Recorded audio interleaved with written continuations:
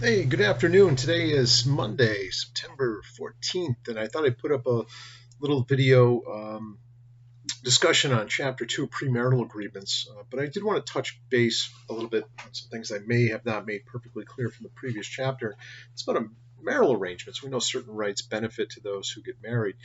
And one of the common misconceptions that I didn't address, and I wish I had, is this thing called common law marriage. We do not have it in Massachusetts. Many people argue with me, many times lawyers argue with me over this, that we do have common law marriages. No, we don't. It's never been recognized in the state of Massachusetts, never has, and I don't think it ever will be. It was in New Hampshire for a period of time, but they banned it. I don't know what year it was. I don't practice in New Hampshire. But some of the states that do allow for common law marriage did so out of a practical situation where couples would cohabitate for a fairly lengthy period of time and the community would view them as married. They'd hold themselves pretty much out as married. And there was apparent acknowledgement that they wanted to benefit from the inherent nature of the rights that go to a married couple. That's why Massachusetts rejected it. It's just far too dangerous to put legal principles in place simply through cohabitation and a belief in the community that you must be married. If you want to be married, you have to go through the legal steps in Massachusetts to do so. There are no common law rights to marriage in the state of Mass. So every so often, I do criminal work a lot now still, and I'll get a couple. I have one coming up this Wednesday, as a matter of fact, a trial, and they told me they were a married couple and the wife wanted to take the marital privilege. And not testify against her husband because it's between the husband and wife. And I said, okay, I need to get a copy of your marriage certificate and show it to the district attorney so you can refuse to testify. And she goes, oh, we're common law married. And I said, well, there is no common law marriage. And she goes, oh, yeah, there absolutely is. And I said, no, there isn't. So I went to the district attorney and I tried to basically negotiate my way into having her believe there was such a thing as a common law marriage, not through unethical behavior, but I basically said, hey, these people believe they have a common law marriage and she wants to. And the district attorney looked up at me, with the same shocked look I would have. So there's no such thing as a common law marriage in Massachusetts. He goes, I know. I just wanted you to know that that's what the defendant is trying to invoke with his wife through the common law, which doesn't exist in Mass. But in some states it does. What does it usually require? A statutory period. You have to cohabitate for 7, 10, 20 years. I don't know because it's not allowed in Massachusetts. I don't know how other states provide for it. But I have done a little research on it. And it usually requires, again, a statutory period of years. You cohabitate. You hold yourself out as a married couple. And the community believes you are, in fact, a married couple. Not necessarily because you take each other's last name or something like that, but you have the expectation to be bound in sort of the legal standard of marriage. That's why Massachusetts doesn't like it. It's too vague. It's too easily invoked by someone trying to take advantage of another, and so we don't allow it. But getting to chapter 2, hey, not a very romantic chapter, if you have my viewpoint, but it's premarital agreements. At one time, they were void against public policy. Why? Because that's what it means. It means you're anticipating the ending of the marriage. And we like to think that the sanctity of marriage and the promotion of marriage by society is something that we don't want to put any catalyst to it dissolving, any motive for it to dissolve, any kind of fracture before the bond is made, if you will. And so we often viewed, really up until the 1970s in most states, that premarital agreements were illegal because they were an inducement to divorce. That no longer is a viable public policy argument. Now they're completely legal, I think, everywhere in the union, provided they meet certain standards. But why? Why are they legal now? They were void against public policy because they were thought of as an inducement to marriage. You really didn't have the greatest of intent if you thought you needed a premarital agreement to divide your marital assets prior to the inevitable that you seem to be envisioning. I still see it that way personally, but I'm not the law. The reality is so many couples do get divorced. It was over 50%. Now it's slightly below 50%. A significant amount of people that get married will get divorced. And under the public policy argument, on the contrary, is like, hey, wouldn't it be nice if you guys didn't really have to go through a court proceeding to determine how the marital estate is going to be divided? And we'll get to this in a later chapter, but Massachusetts is not 50-50. Everyone says, well, everything you own, 50% goes to the wife, 50% goes to the husband. It's not true. We have a very complex way of dividing the marital assets in Massachusetts, as in most states. It's called the common law method, which means it's equitable. It's not necessarily equal. It goes to things like contribution and who did what to garner the asset, who did what to raise kids, and who made what sacrifices to basically foster the economic viability and emotional sort of success of the marriage during the course of time that the couple was together. So it's very complex. And the courts just assume have the couples determine how their marital assets should be determined. But if it's after the fact, we know there's bitterness and acrimony. She's not going to get my property. He's not going to get my pension. All that makes it very difficult to come to the settlement after the fact, although we often do in a separation agreement. But wouldn't it be nice if you had ironed all that out prior to it falling apart? And this isn't always just about divorce, it's also death. So sometimes somebody remarries or marries for the first time, and maybe they have an asset they want to go to children of a prior relationship, or maybe they want an asset to really go to their adult brothers and sisters instead of their spouse if they should die. Not so much divorce, but die. Think about if I die, my wife has certain inherent rights to inherit that property, even if I don't put it in the will.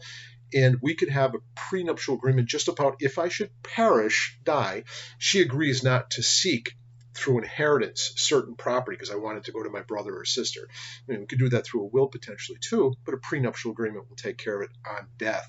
But what are most prenuptial agreements about? About divorce. You get into them, I don't know why. Well, a lot of people do it. I find it, I've actually done a fair amount of prenuptial agreements. I'm always surprised because, hey, I got great news, I'm getting married. People are excited, fantastic, but I want to do a premarital agreement. And I said, well, something tells me you're not nearly as excited as I thought you were because you're eyeballing divorce. But in the modern era, that's what people do. So what do you need to do to have a premarital agreement? And I shouldn't say I don't recommend them. My daughter recently got married, and I actually thought maybe she should have a premarital agreement. But I didn't talk to her about it. And I didn't mention it to her, but she mentioned it to me. She said, "Dad, do you think I should have a premarital agreement?" And I said, "Well, you think you?" She goes, "Oh no, I'll never get a divorce." I said, "What do you need a premarital agreement?" I goes, "Well, you never know." I said, "Well, then you do think you might get a divorce someday."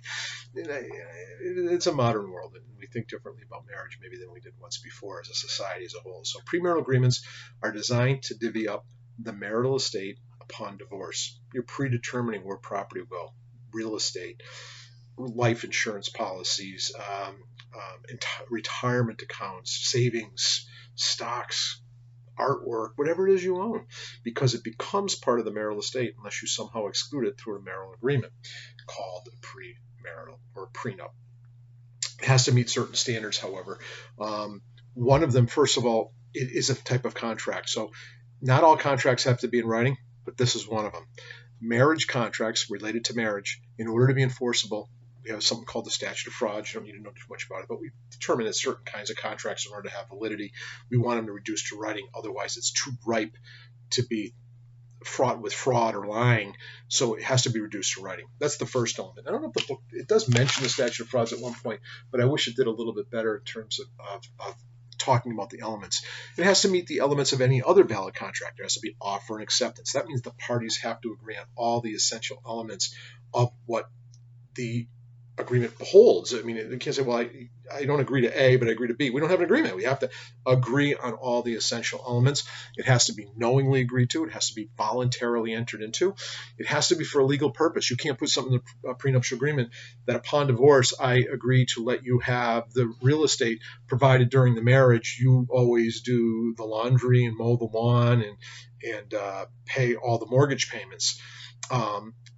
That is going to be too micromanaged, and that kind of a contract is called void against public policy, especially if you put into things like this is how often we'll have relations, because that's a contract for sex, and that's a matriculous contract, and that's illegal.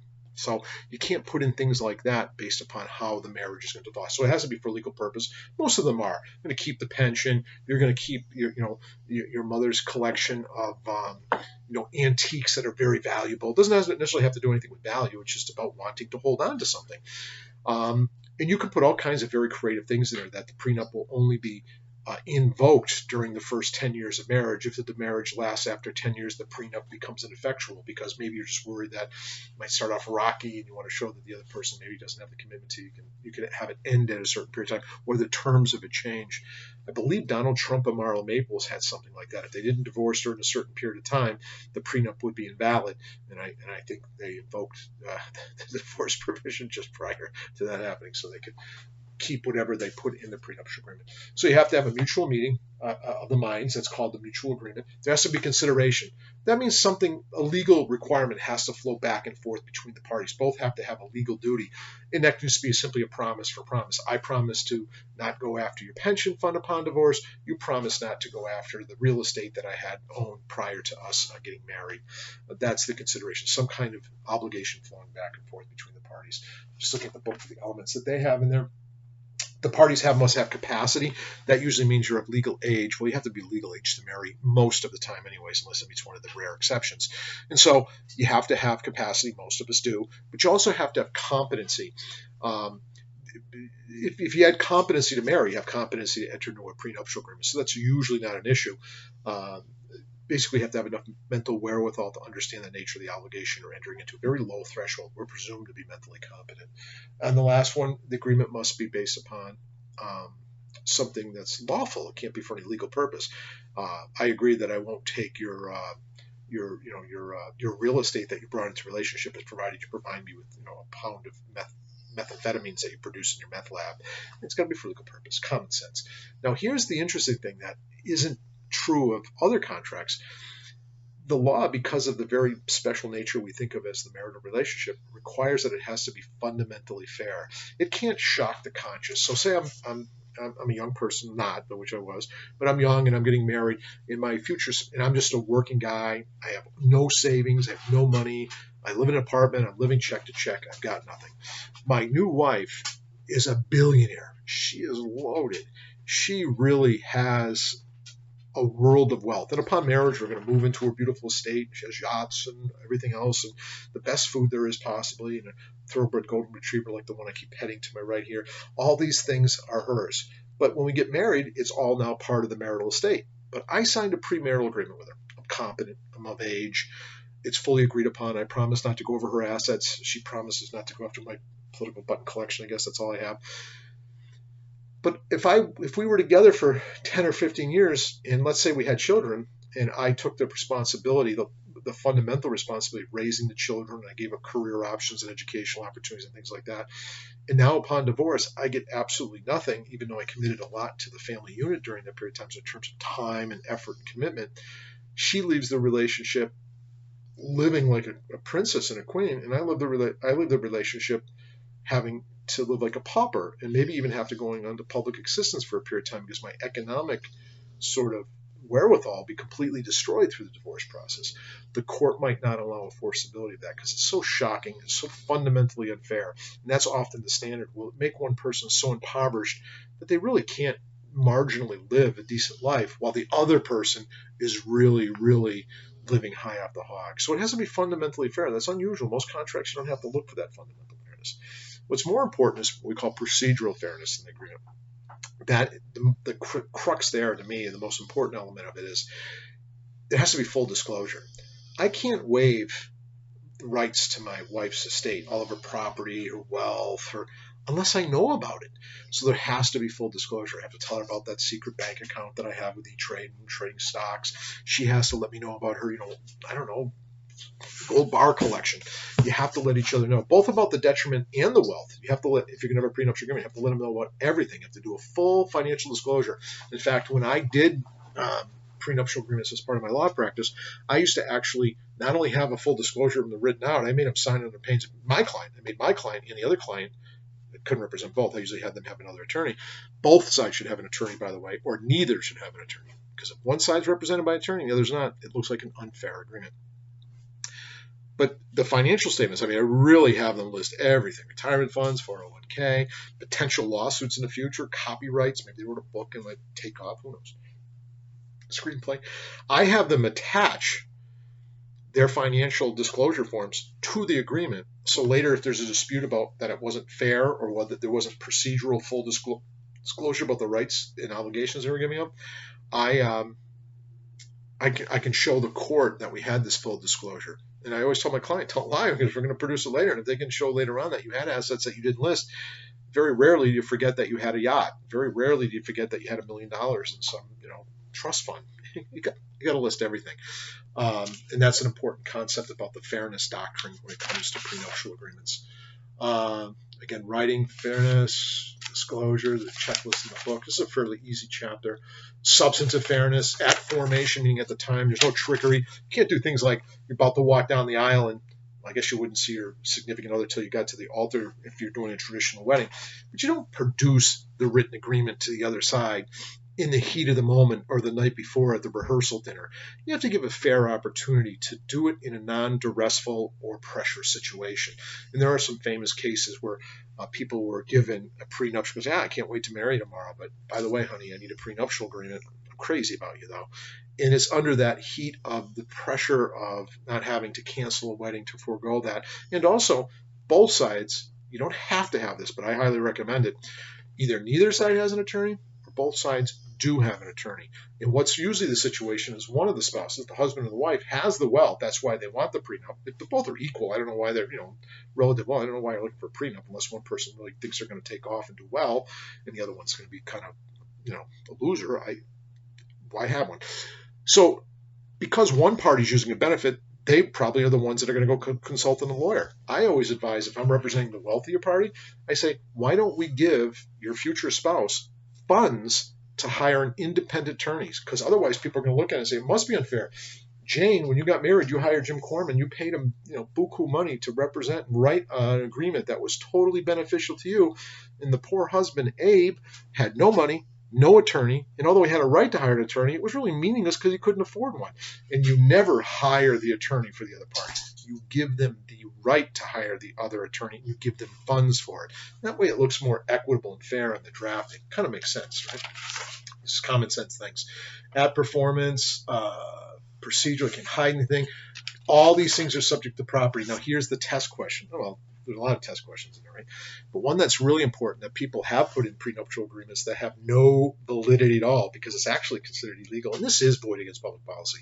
You can't put anything in a prenuptial agreement about child support, what will be paid and what won't be paid, nor child custody. Why? Because you're giving away the children's rights. They're not your rights, the children's rights. You can't say, hey, although I'm going to be the big millionaire, upon a divorce, you'll get custody and I'll pay you nothing for the child support of those kids. You can't do that. You can't give up children's rights. And you can't also say, maybe at the inception goes, hey, I'm marrying this woman. She's wonderful. We hope to have kids. I think she's probably going to be the primary caretaker of the kids. So if we do get a divorce, we'll put in a prenup that you can have primary custody and I'll have a lot of visitation. I'll be the great dad. And forego that kind of primary custodial relationship. Why can't we do that? What if after marriage, 10 years from now, the kids are very young, and what if mom's not well emotionally, or maybe she gets involved in certain kinds of behaviors and substance abuse issues that make her really an unfit parent? You can see why that contract isn't going to be enforceable. Those things always stay lucid. You always have the right to keep open to change child custody and child support. You can't contractually do those away. So the prenup will have no bearing on child custody or support. And I think that's the core of prenuptial agreements. If you guys are really inclined to see a model one, I can post one up. I think there's a model one in the book, actually. There's some assignment questions that'll be related to Chapter 2, related to prenups and the analysis. I don't know if you guys don't even know what Barry Bonds is anymore, but Barry Bonds is a famous case. It used to be in a previous text I used about Barry Bonds, the great baseball player, signing a prenup, and his wife was actually a foreign origin in an argument where she didn't speak English well. That can happen. If you do have it, you should have an interpreter or have it written in their native language. All these things are always about to make it fair, clear, and not equal. You can basically say, I'm keeping the bulk of my stuff, and you're keeping the bulk of your stuff, even though you don't have much. But it can't be so unbalanced, so fundamentally shocking that the court's going to enforce something that is deemed detrimental to humanity, almost, if you will. So that's a brief summary of Chapter 2. It's not the hardest chapter. It's an interesting chapter. And nowadays, more and more couples are getting prenuptial agreements. So if you're going to be a paralegal, an attorney, or someone who's going to get married, you might want to consider them. I personally, because I'm old-fashioned, find them repugnant. And although I'll do them as an attorney, I wouldn't do them as an individual person who gets married from time to time. So be well. Chapter 2, don't be afraid to ask questions or raise concerns. I know some of you don't have the book yet. Don't worry about that. We'll do a little delay on the due dates if that becomes a problem. Be well.